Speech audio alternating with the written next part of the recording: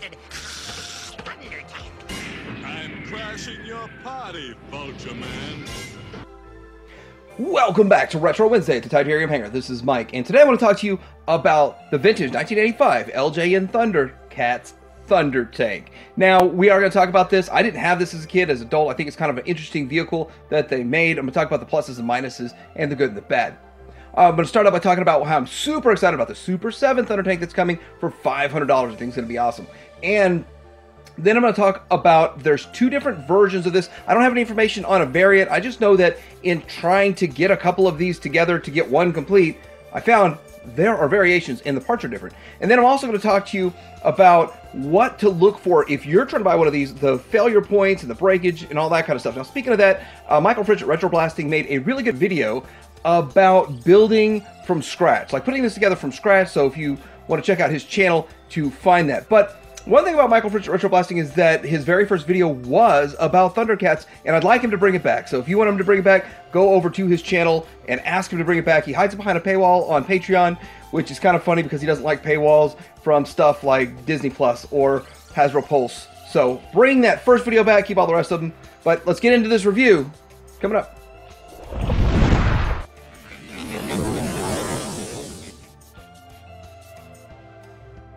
Okay, so first off, the Super 7 Thundertank should be getting released in the next few months, and this thing is huge. If you look at this picture right here, you can see this guy. I'm pretty sure he's just a normal-sized guy, and this thing looks massive in front of him. And it looks to me to be about 4 times the size, 4 times the mass of this one we're about to look at. So with that, I really feel like it's worth the $500, and I don't have it in hand yet. I haven't reviewed it yet, but now that I'm seeing what Super 7's doing with this turtle van, this thing is looking more and more amazing. It can fit 6 figures and in different areas, and then you'd have one manning the gun and all that kind of stuff. So it's just really impressive. There's a lot of different options with windshields and stuff like that. So it's going to be really exciting. I look forward to getting that. So that's kind of what got me excited about getting into a vintage Thundertank. So here's a vintage Thundertank, and it is really interesting kind of how they even designed this. It's very complex, but it does match the show pretty well.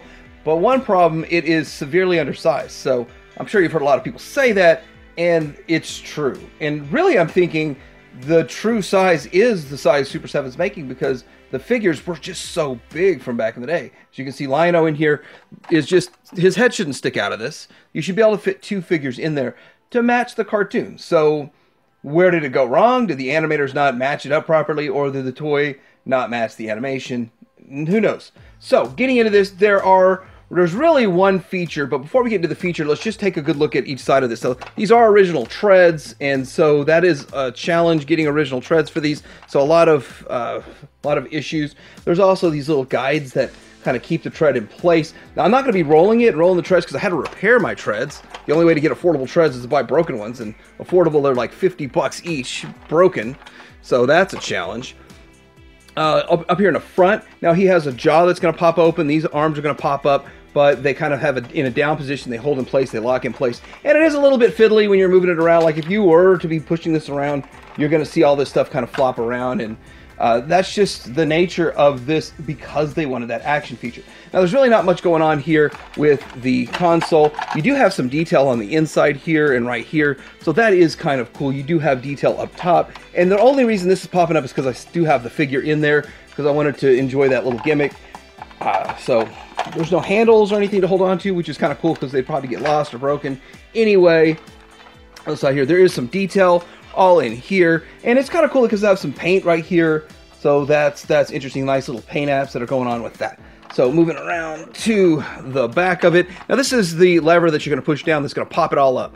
So when you push this down and it pops all up, you have some exhaust going on right here. So it is kind of interesting that they've got that going on. So that's really the gist of this. So let's go ahead and get into the action feature. Okay, so when you have it in the fully down, everything pushed down, everything in place, and then you push down on that lever, it pops up. Okay, maybe not as impressive as I would like it to be, but still, it does get the job done. And let's try that again. Round 2. Maybe it's the weight of the figures. Let's try the one Chitara's driving. Boom. Okay, that's a little bit better, a little bit more impressive. I don't know, but without the figures in them, they all pop up just fine. the weight of the figures held that one down. We're going to reset her and put her back, but you simply just push. Well, I push down on this. That kind of pushed up, and on the gun. I don't know if that's right or not. That's how I always do it. So in the action attack mode, we have these guns right here. Now, it pops up, and then they're adjustable, and they are ratcheted, which is really good. That's kind of a sign of quality. We had a lot of ratchets on stuff back in the 80s. This mouth does spring open automatically, and all this is connected to the inner mechanisms. So looking at Panther's gunner station, now Panther really is the only one that fits the gunner station properly, and so he really should be driving it, but he's not driving it. He's just manning this gunner station. So there's not room for multiple other figures in here in the back of this. You really just have room for good old Panther to be in the back manning the gunning station. That's kind of the way it is, I guess. Now, all of these doors and stuff, they're hard to get for this. That's another challenging part to get for this, but we'll get into that here in just a second. But they pop up, so they're on hinges and that, and so it pops up, and it is a bit of a resistance point for the mechanism. So still, it's a bit of fun. Let's go ahead and reset this back down. And it's not really that hard to reset it down. I did have to do a couple repairs to mine, and so with that, close that down. It functions a little bit better. Okay, so there are two different variations of the Thundertank, which I found out as I was getting extra Thundertanks and parts to make one complete and one in good working order. So with that, this is, I think, pretty much the basic original one. Now, I don't know which one came first, the chicken or the egg, or which variation came first. But this is the one I see is the most common, the one that I have fixed up here. This one over here is a variant, and I'm going to show you the couple of different variations. So when you pop this up, you have the gun is much, much shorter. And so let's pop this one up here, and this gun right here is a lot longer. So you can kind of see the length of the gun. It's a much different length. It's a better way to see it, but I got another part over here, so you can see it's just a shorter gun. I don't know why. I'm not sure. Maybe I'm thinking that maybe they just made enhancements to that. So this might be the very first version that came out, and then they made enhancements. The next variation is going to be kind of hard to see, but there's a pin in the wheel assembly that holds it in place. So when you lift it up, the wheels only go that far. Demonstrate that again. So the wheels only go down that far. Now on the variation version, when you lift it up, the wheels, it doesn't have that pin in place, and the wheels go all the way over here, or they can spin freely all the way around. And so with that, that is a different variation. It makes it different. And I believe it's just an enhancement that they did down the road, multiple enhancements, to make it a little bit better. So another variation is blue wheels. So I think the blue wheels are like a version 1. So I'm believing all of the stuff that I'm finding is version 1. And actually the version 1 didn't even have these rollers. I did a little customizing and swapping parts around, and I put the rollers on here just because this was one that wasn't broken at the end there. So looking at this, it's all black on almost all of them. Just a handful of them out there have some blue wheels, and I really don't know why. I'm just guessing it was the first version and they made a running change. Now I'm going to get into common problems I ran into buying these and things I just didn't know when I set out to buy them. So first of all, these doors, getting these and this back door, I mean, it's really hard to get these. And so you want those, you want them in good repair, you don't want them broken. So that's number one. Number two is this wheel back here is broken off. So a lot of times you see this broken wheel, but if in a listing you're looking at it like this, you can't really tell if that wheel's there or not. You really do need a side picture, you need to see, or a back picture and see if those are broken off.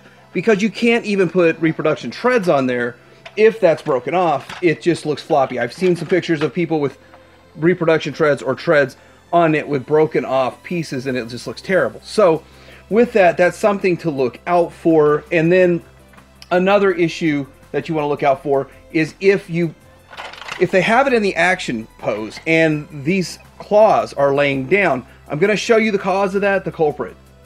So here's one that's been taken apart, and when I got this all exposed, all of this stuff going on right here, but this little pin or tab right here, when you activate this, it's going to push the tab down.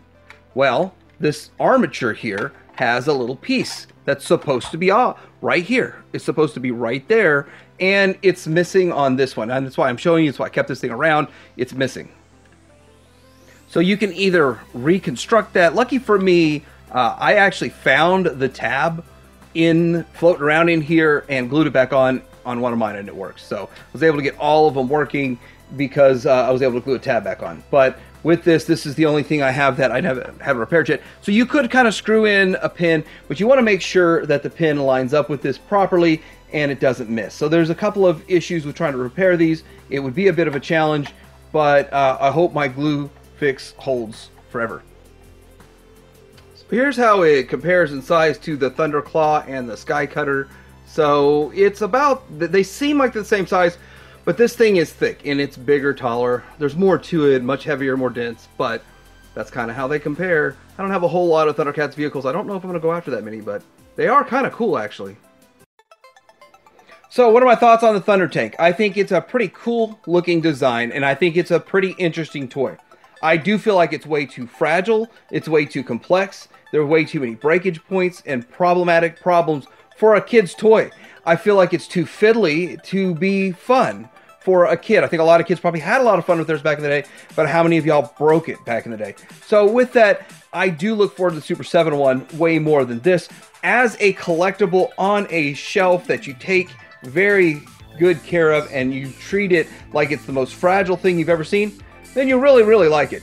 If you want to put it through some rough and tough play, just expect some breakages. That's just the way it is and the way it's designed. Sort of reminds me of a Kid or Mask vehicle in a way, but let me know what you think. Did you have this back in the day? Because I did not. Do you have one today? Are you in the market looking for one? And hopefully your experience of getting one and piecing it together is a lot better than mine. Like and subscribe. Trader Hanger out.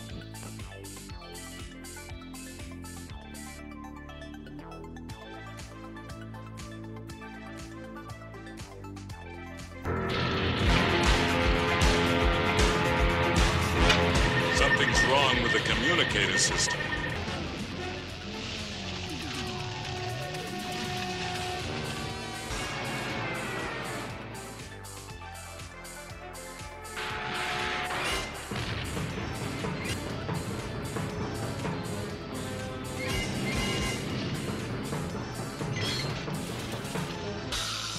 Feeling the effects of my micro heat rays, Pro.